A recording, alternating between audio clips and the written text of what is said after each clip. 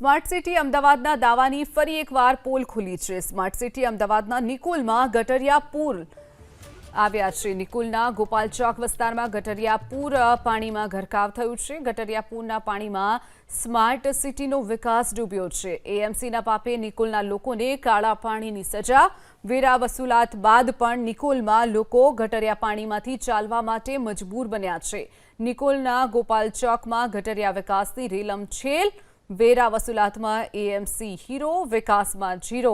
વેરા વસૂલાતમાં number 1 AMC, નિકોલમાં વિકાસમાં zero સાબિત થઈ છે। એએમસીના પાપે ગોપાલ ચોક વિસ્તાર ગટરિયા ચોક બન્યો છે। રસ્તા પર ગટરિયા પાણી વહી રહ્યા છે અને સ્થાનિકો આ જ ગંદા ગટરના કાળા પાણીમાંથી પસાર થવા માટે મજબૂર બન્યા છે। જે રીતે દ્રશ્યોમાં આપ જોઈ રહ્યા છો, ગટરના પાણી વહેલી સવારે ઉભરાયા હતા અને આ ગંદા પાણીમાંથી લોકો ચાલીને જવા મજબૂર બન્યા છે। તો વિકાસ વેપારી જનતા ત્રસ્ત થયા છે। કોર્પોરેટર અધિકારીઓ એસી ચેમ્બરમાંથી બહાર નીકળી અને આ જે દ્રશ્યો છે તેને એક વખત નિહાળે। અમદાવાદના નિકોલ વિસ્તારમાં વગર વરસાદ જેવી પરિસ્થિતિ સર્જાઈ છે। વાત છે નિકોલ વિસ્તારમાં આવેલા ગોપાલ ચોકની, કે જ્યાં આગળ છેલ્લા દોઢથી 2 વર્ષથી ગટરિયા પાણી છે તેનું સામ્રાજ્ય અત્યારે જોવા મળી રહ્યું છે। રોડ ઉપર 2 જેટલી શાળાઓ આવેલી છે અને દ્રશ્યો અહીંયા આગળ જોઈને આપ અનુમાન લગાવી શકતા હશો કે આ પ્રકારના દ્રશ્યો ચોમાસાની ઋતુમાં શહેરમાં સામે આવતા હોય છે, પરંતુ ભર ઉનાળે અમદાવાદ મહાનગરપાલિકાની રહેમ નજર હેઠળ આ ડ્રેનેજના પાણી છે તે રોડ પર ઉભરાઈ રહ્યા છે। અહીંયા આગળના વેપારીઓ છે તે ભારે હાલાકીનો સામનો કરી રહ્યા છે। એટલું જ નહીં, જે વાહન ચાલકો અહીંયા આગળથી પસાર થાય છે તેમની પરિસ્થિતિ જોઈ અને અનુમાન અહીંયા આગળ લગાવી શકાય છે કે કેવા પ્રકારની પરિસ્થિતિ થતી હશે। વાહન ચાલકો અહીંયા આગળ પહોંચ્યા છે, તેમની સાથે પણ વાત કરશું અને દુકાનદારો છે તેમની સાથે પણ વાત કરવાનો પ્રયાસ કરીશું। સાહેબ, કેટલા વખતથી આ પરિસ્થિતિ છે અને કેમ આવું? તે છેલ્લા 20 વર્ષથી આની આ પોઝિશન છે। અમે મકાન અહીંયા 20 વર્ષથી રાખ્યું। અમે એટલા હેન્ડીકેપ થઈ, બરાબર, આવા ગંદા પાણીની અંદર ને ચોમાસાની અંદર ને ઉનાળાની અંદર પણ આની આ જ પોઝિશન છે। કોઈ જાતનું કોઈ મ્યુનિસિપાલિટી, કોર્પોરેશન કે કોઈ કોર્પોરેટર અહીંયા ધ્યાન આપતું નથી, બિલકુલ ધ્યાન નથી અહીંયા આપતા કોઈ પણ કોર્પોરેટર।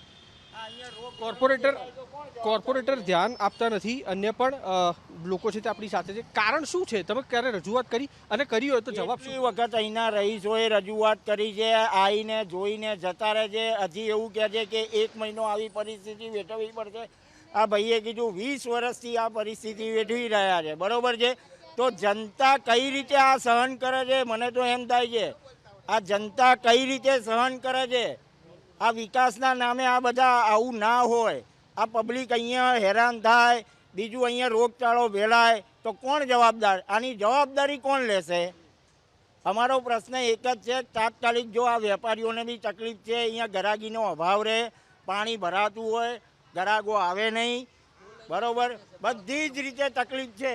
અહીંયા સ્કૂલ છે, આ બધા જ પેરેન્ટ્સ અહીંયા પાણીમાં ભરીને સ્કૂલમાં મૂકવા આવે।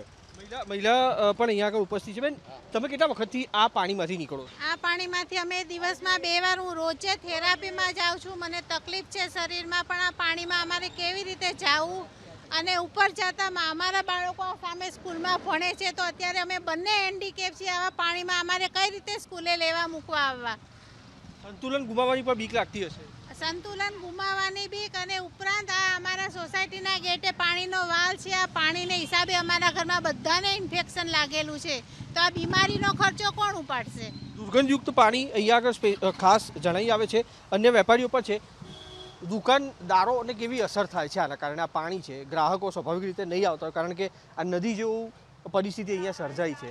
એ તો જોવો છો તમે, કરફ્યુ જેવો માહોલ થઈ ગયો છે। અહીંયા દવાખાના સિવાય બીજું કંઈ ચાલતું નથી।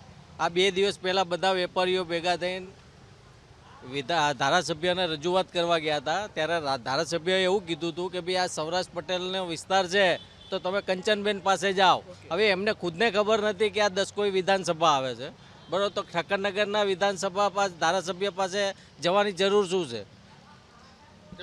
બાબુ જમના પટેલે રજૂઆત કરી? એની પાસે 2 દિવસ પહેલા બધા વેપારીઓ અમે ગયા હતા, એ લોકો એવી રજૂઆત કરવા ગયા હતા કે ભાઈ આ પાણીનું હમણાં નિકાલ કરો। વિધાનસભા કઈ લાગે છે? બાબુનગર લાગે, દસકોઈ લાગે। ધારાસભ્યને કહેવા બાદ પણ પરિણામ નથી, કોર્પોરેટરને કહ્યા બાદ પણ પરિણામ નથી। આ દ્રશ્યો અહીંયા આગળ જુઓ, વાહનો લોકોના બંધ થઈ જતા હોય અને વરસાદમાં આ પ્રકારના દ્રશ્યો જોવા મળતા હોય છે, પરંતુ આ પાણી ગટરના છે અને જે વ્યક્તિ છે તે અહીંયા આગળથી પોતાનું વાહન અહીંયા આગળ લઈને આવ્યા છે. પરિસ્થિતિનું અનુમાન લગાવી શકાય તેમ છે.